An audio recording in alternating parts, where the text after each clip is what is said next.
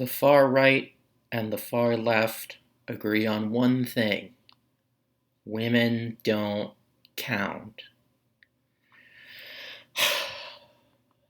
Well, I'm exhausted.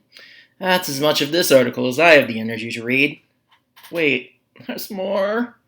No. Hi, I'm On Examined Life, and today I'm going to curse you with the knowledge of the opinion section of the New York Times.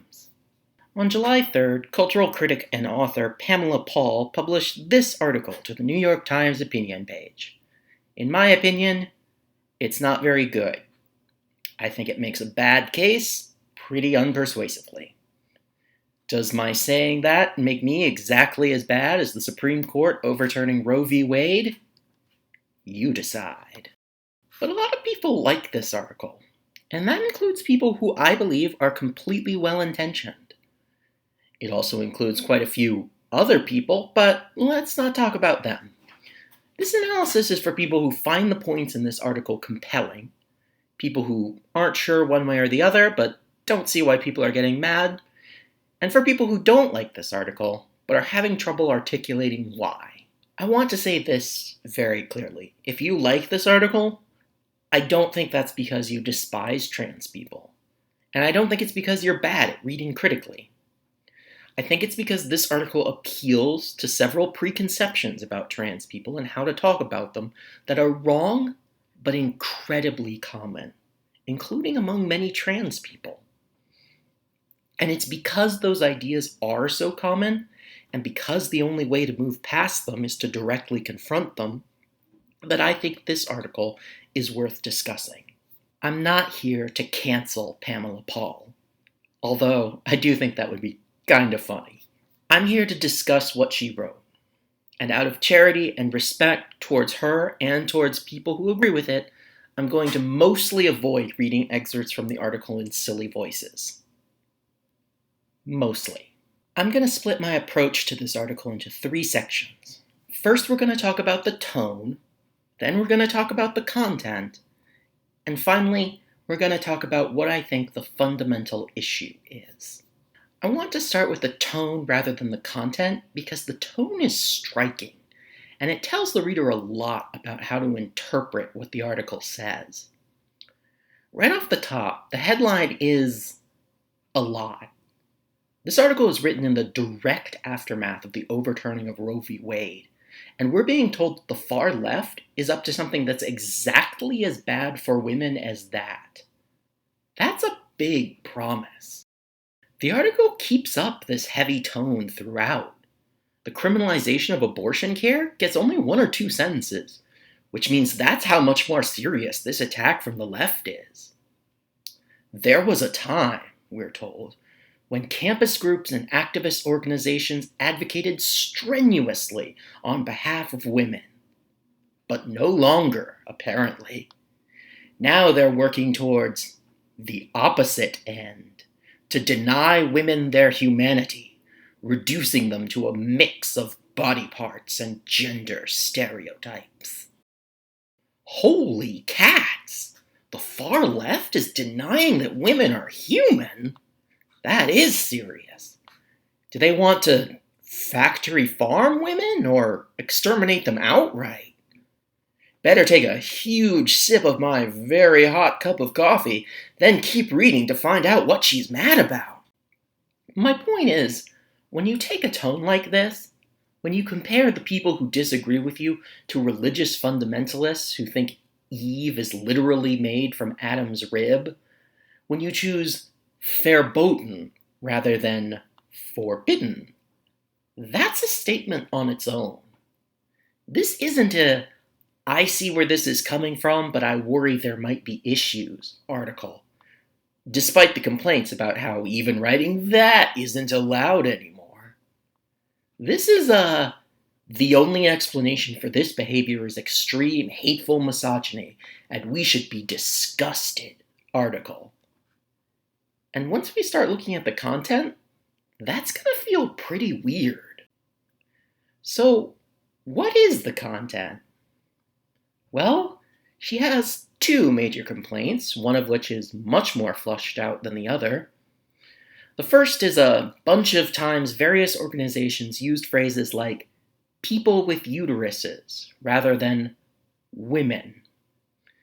The second is a much vaguer complaint about stereotypes. We'll start with that second. The whole bit about stereotypes is frankly odd, and I think it's mostly because she's trying to ignore a pretty central question. Are people on the left actually enforcing stereotypes? The answer is no. She talks about workbooks that encourage people to sort categories into masculine and feminine. That's discussing that these stereotypes exist and acknowledging that they matter to some people. That's important to do as a feminist. Also, it makes a lot of sense to bring up when discussing transness. In case you couldn't tell from my profile picture and voice, I'm a trans woman. When I was a child, I didn't feel I had any way to express that I was a girl, but there were ways for me to express that I was girl-y. Similarly, I was so used to being uncomfortable with being read as a boy that I simply didn't notice that discomfort anymore. It zeroed out. But I did notice my discomfort with being read as boy-ish. I knew those were just stereotypes, but becoming aware of how I was using them was part of my realizing I was trans. Coming out as trans, in fact, helped me let go of those stereotypes because it meant I didn't need them to express my gender. The point is, discussing stereotypes is not the same as enforcing them. Enforcing them is harmful. Discussing them is a part of deconstructing them and taking away their power. Frankly, this section of the article is so brief and vague, I suspect Parker also knows this take is a non-starter. What about the first bit? Well, over and over, she says the issue is women being allowed to call themselves women. Women didn't fight this long and this hard only to be told we couldn't call ourselves women anymore. And if that was happening, she'd be right. But is it? Because none of the examples that she gives fit that description. As she herself says, in about the most irritating way possible, the noble intent behind omitting the word woman is to make room for the relatively tiny number of transgender men and people identifying as non-binary who retain aspects of female biological function and can conceive, give birth, or breastfeed. In other words, this isn't about calling women anything. This is an issue that only comes up when you talk about groups that aren't just women, that include trans men and non-binary people as well. Every time she describes an incident, she admits the group being discussed includes people who aren't women. But every time she steps back to describe the trend she thinks is happening, she ignores them again. It's basically a bait and switch. She describes one thing, then gets mad about a different one she has no examples of. We have to ask, does she want us to call trans men and non-binary people women? Does she want us to misgender them? I'm going to be charitable and say I don't think so. But I think she does want to ignore them. She notes their relatively tiny number. And I think that's a hint that she feels it's basically women, even if actually trans men and non-binary people are a part of it. I want you to try, just for a second, to fit that complaint with the apocalyptic tone of the article. Her complaint is that people are correctly identifying what people actually exist in groups. And she describes that with language like ceding to another backlash and erasure. This is the opposite of erasure. This is not erasing people. So why is her tone so wildly out of sync with her article? The uncharitable interpretation is she wants to leave a dishonest impression. She wants readers to come away thinking they just learned that trans people are doing something deeply and horrifyingly misogynist, even if they can't quite justify how that describes the things actually mentioned. I wouldn't go that far.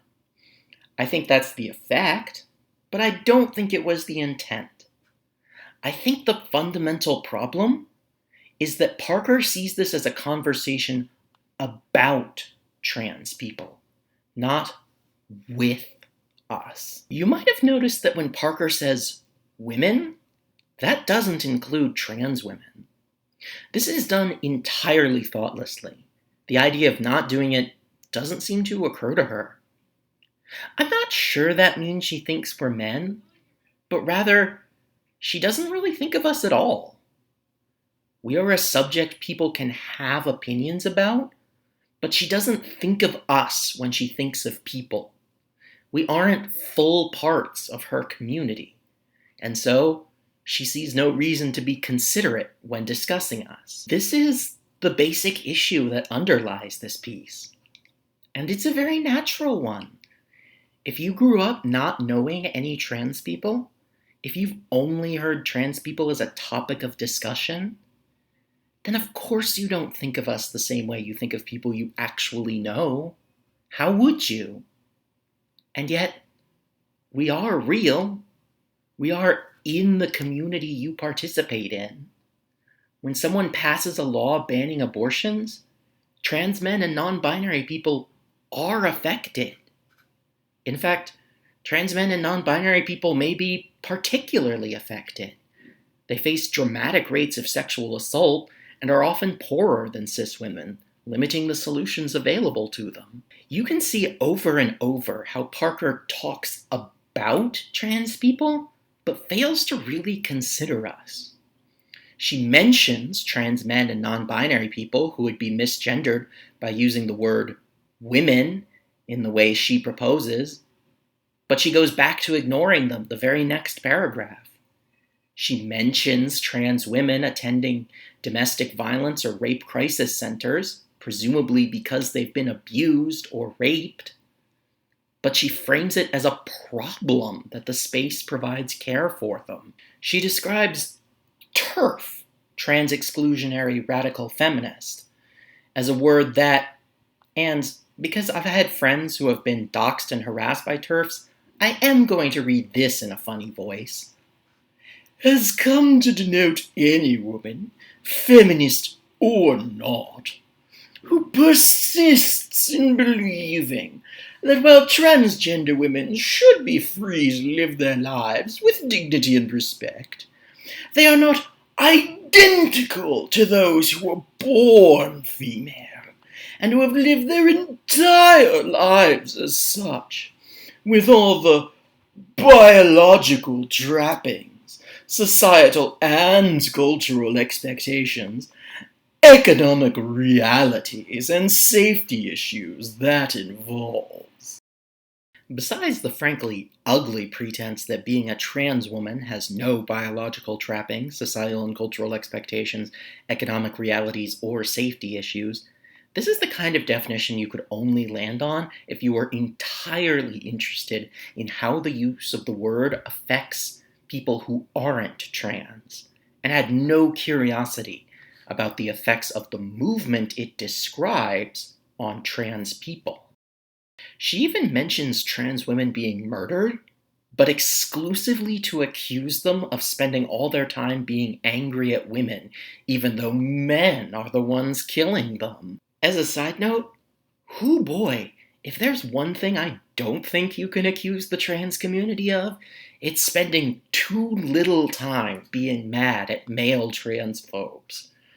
Parker wrote an earlier article about deleting her Twitter account, but as someone still cursed with one, trust me, we're good. Can the inclusion of trans people cause discomfort? Yes, of course. But trans people have the same right as anyone else to be part of communities and to be discussed as such. If you feel a discomfort with the inclusion of trans people, that's okay. But you can't ask trans people to go away because your claim to be included is not more valid than ours.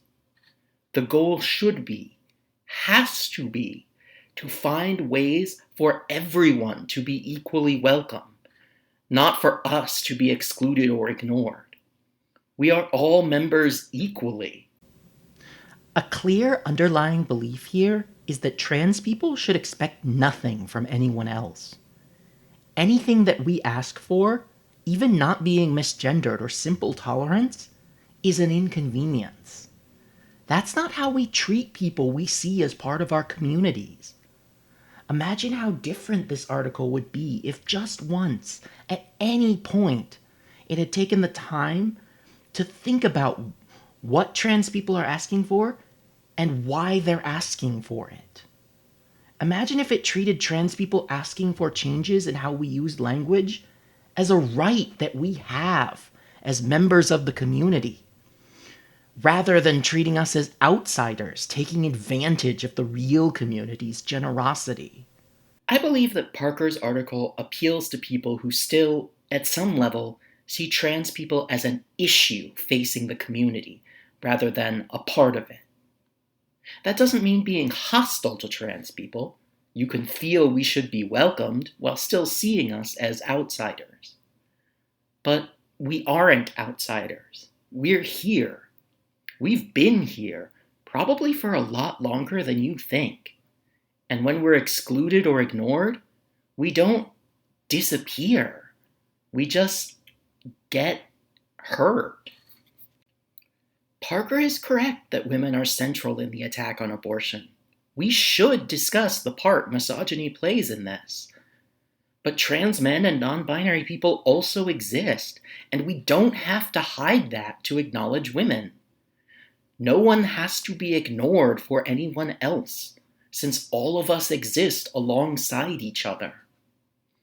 Unlike the right wing, we should proudly include all the people who live in our community as equal parts of it.